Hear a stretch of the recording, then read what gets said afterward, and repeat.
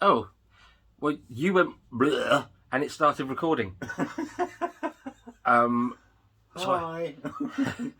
yeah, I was actually going to have a whole other conversation before we started recording about do we want to shut the curtains because this is very bright. I feel very exposed as people walk right past our house because they're like there, right there. I mean, you could just press stop and then start again. No, that's not the way I do things. You know it's not. La, la, la, la.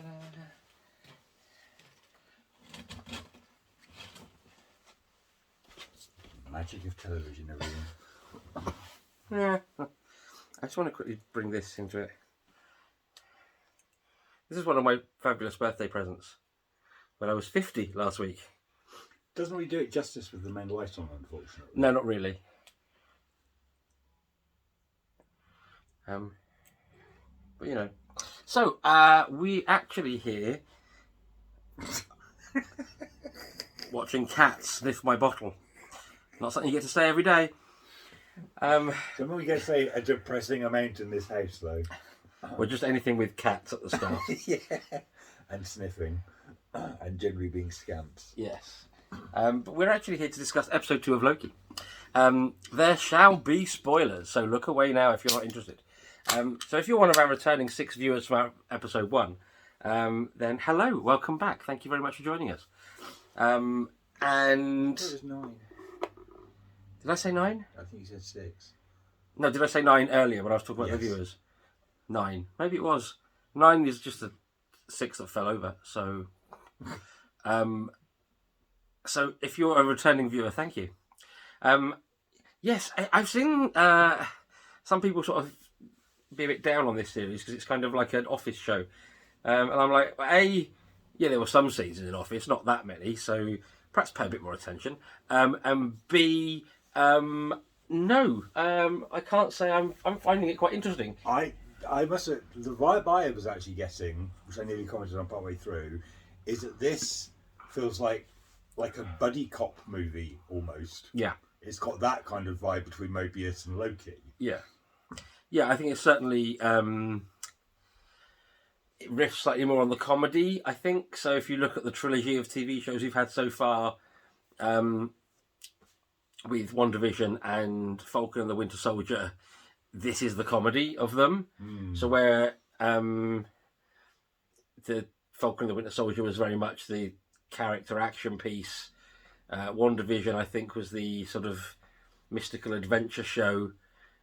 This is the 80s buddy cop comedy, Turner and Hooch, that was a dog.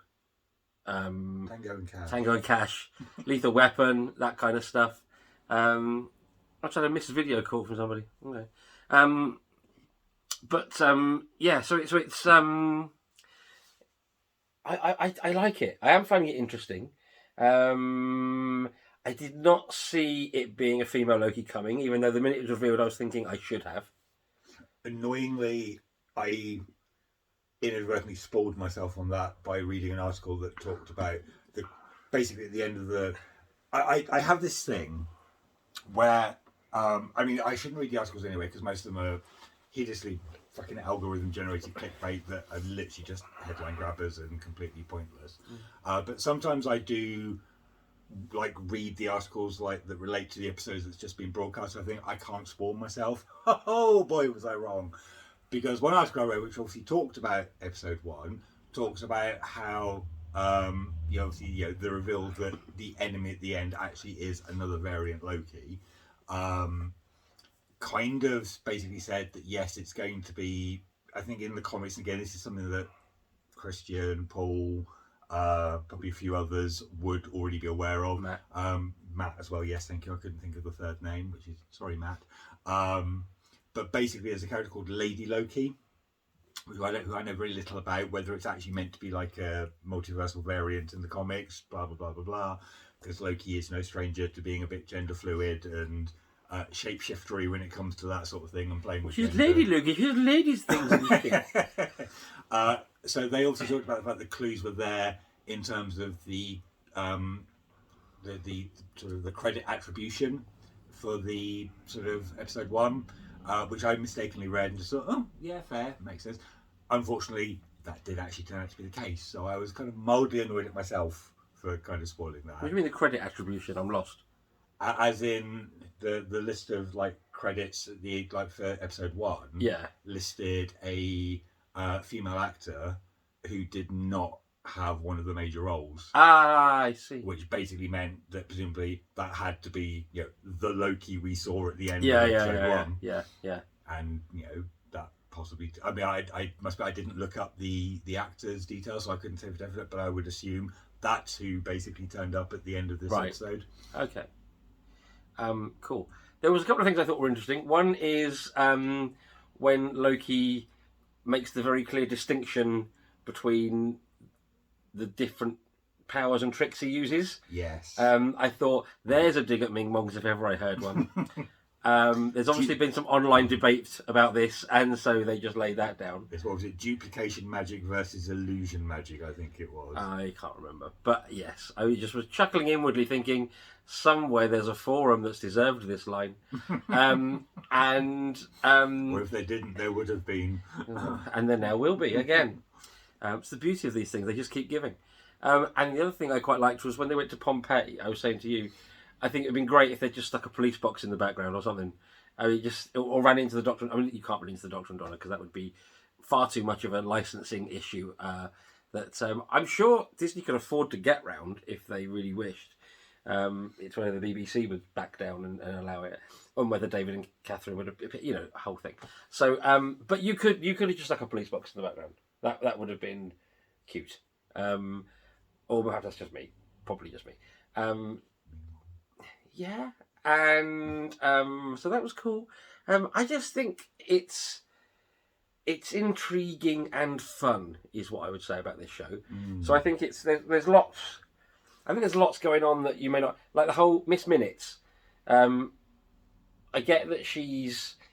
I mean, the animation style reminds me of that. Let's all go to the lobby. I think it's Greece. And they go to the drive-through. Is that right? You're not going to know.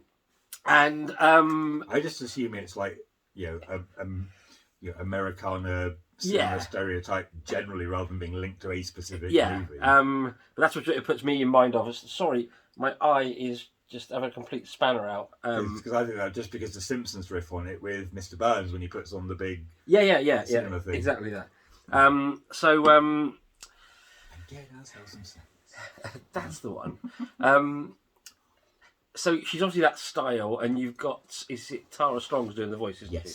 I know her name. I was going to ask you, is she the one? Is she the one?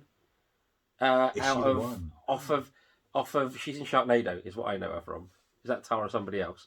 Who was in like the American Pie movies, and then like big alcohol or drug problem or something, and then was in a Big Brother. Is that her? She was Tara or something, wasn't she?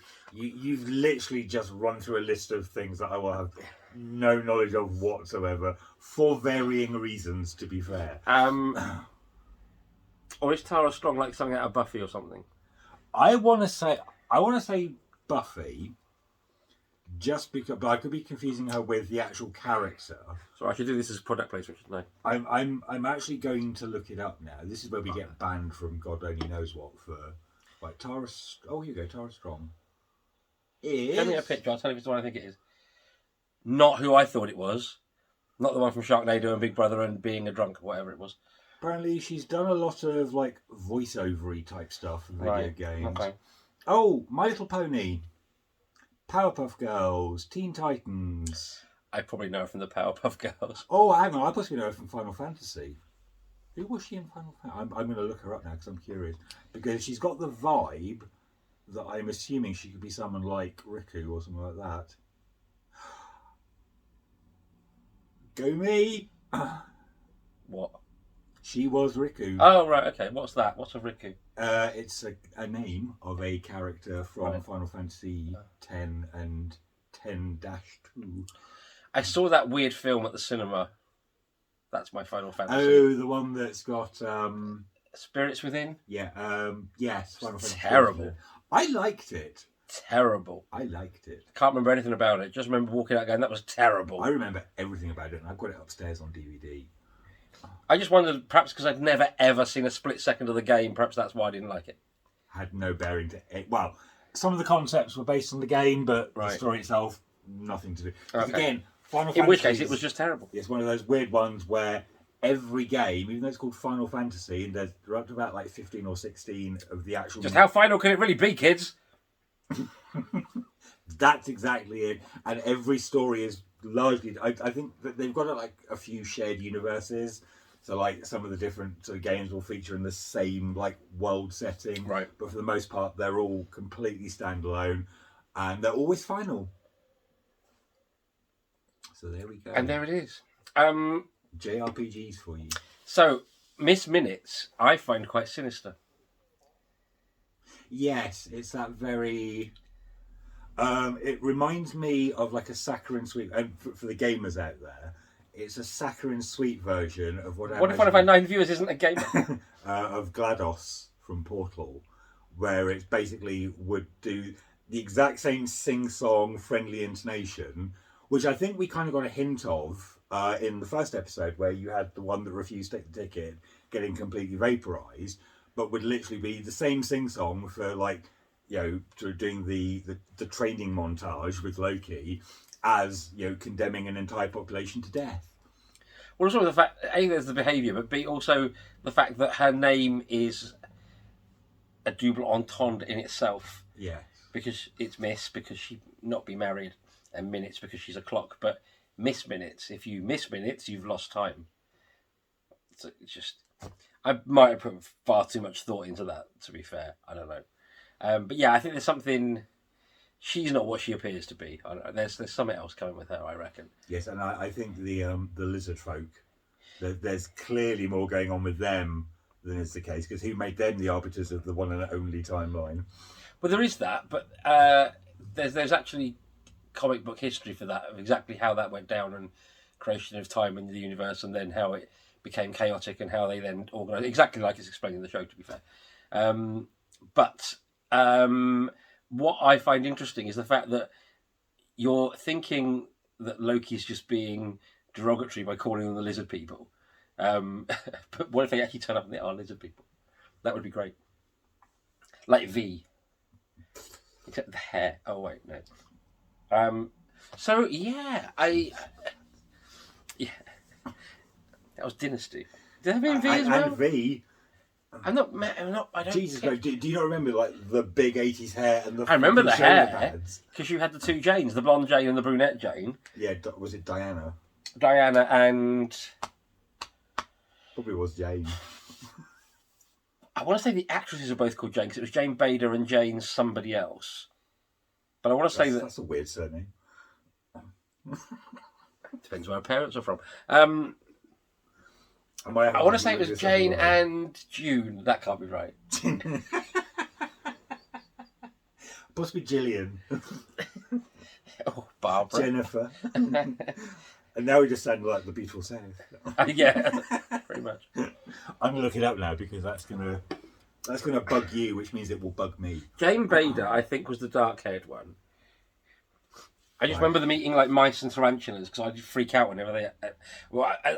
There's that big reveal with that. I used to freak out whenever you saw a spider on television or film. Anyway, don't look at the remake. I watched the first season. I didn't hate it. I also didn't love it, and I didn't watch the second season of it. Jane Badler. Was Diana. Diana. Right. Faye Grant was Juliet Parrish. Not Juliet, no. Elizabeth, no, because that was the weird Star Child girl. The one who had an thing, orgasm when things would happen. It's kind of what happened. She started like cameraman's fingering or something. Might be. No one else is actually listed. There was Let's definitely. look at the overview. Because she was Diana's like her. It was like Crystal to her Alexis. It was, you know, while we're on shoulder pads in the 80s. I can see her face, and I'm sure there's a June involved in this. There we go. Casting characters. I'm bloody sure of this. So Jane Badler is Diana, Supreme Commander of the Visitors. Yes. Right, yeah. Juliet Parrish is Fight of the Resistance. Yeah, remember her. June. It was June.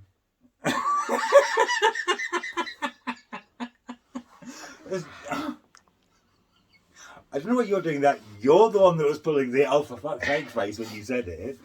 So you doubted yourself. So don't make out like it's anyone else. I was right. That's all that matters. Oh my god. Yes. June Chadwick as Lydia. Lydia. Fleet security officer, no less. Why are we talking about V? I don't know. Lizards. Yes, apparently, she was sent to commence the second invasion by the leader. Will you leave the chocolate alone?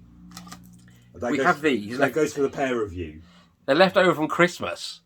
Are they Christmas? I think they are Christmas. Well, they were. They were. Yeah, they were were Christmas. my Christmas present. One of my random ones. So they're 6 months old. They're now in this bowl, and one of the cats keeps trying to get in them because they're rustly and shiny. Excuse me, but cats can't eat chocolates. We can't have them. I mean, to be fair, they don't because they unwrapped one while we were away, and I found it there still unwrapped. So they basically sniffed it, just went, "Oh no," and walked off. If they got any sense, it was the hazelnut in the middle that put them off. Hello, Weave. So yes, Loki. it's weird. But again, there's not. It's good and it's fun and it's great to watch, but there's not loads to talk about because I think it's just pacing itself nicely as this little mystery unfolding, and it's just got some really witty dialogue, and I think the leads are doing a cracking job. I mean, Tom Hiddleston and Owen Wilson were always going to be pretty good because they're fairly solid in anything you see them in. Her out of, what did we decide she was in? God's Country. Lovecraft Country. What's God's Country? That's Wales. That's where we live. But it is. And hello, Shan. I've got a cat now rolling around the floor showing me his belly going, give me attention. And now licking his arse. That's why we don't give him attention. Or camera time. So yeah, I think she's great in it again. Yes. But she was great in Lovecraft Country as well, to be fair, because she had quite a character arc in that. She had a hell of a character arc in that. Well, she had to basically transform into a white woman. I mean, that was a hell of a thing to do. Got Gugu and Batha Raw as well. Yeah. Who it's because I'm in Mong. I just see Martha's sister, Tish. All right, Tish. I just think that she helped defeat the master, you know. And then, yeah, I mean, they're good. One thing I think is very interesting. I liked the going to Oshkosh Bagosh. That's not what it's called. That's a brand. It's actually called Oshkosh. It was Oshkosh, wasn't it? Is that where Oshkosh Bagosh comes from? Do you think maybe? Possibly. I don't know. I only know Oshkosh Bagosh because it got mentioned in the Brady Bunch. So and the Brady Bunch movie at that. So, why should I do it again? Sure, Jan.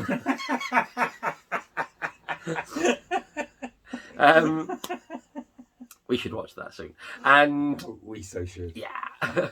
But I liked the whole medieval thing because it was very... It was very obviously going to be a Renaissance fair, I thought. Well, I think it did that split second of... before the titles came into focus of you thinking, oh, they're going back to medieval times, but there seems to be someone in jeans in the background. Oh, 1985. Oh, clearly this is a theme park or whatever. And then if you look at the banners, there's very nearly the four houses from Hogwarts. Because there's an exact one for Gryffindor, there's an exact one for Hufflepuff. The Slytherin one was green with like a sort of like blue rather than a silver, so it was slightly off, but it was a kind of bluey grey that could lean that way. And then Ravenclaw just had blue with like black or something, so which was completely wrong. But I thought, okay, that's interesting. They've, of all of the combinations they could have gone for, they've gone for ones that are very, very, very, very nearly Hogwarts. Just a little thing that may be a production, might be nothing. Who knows?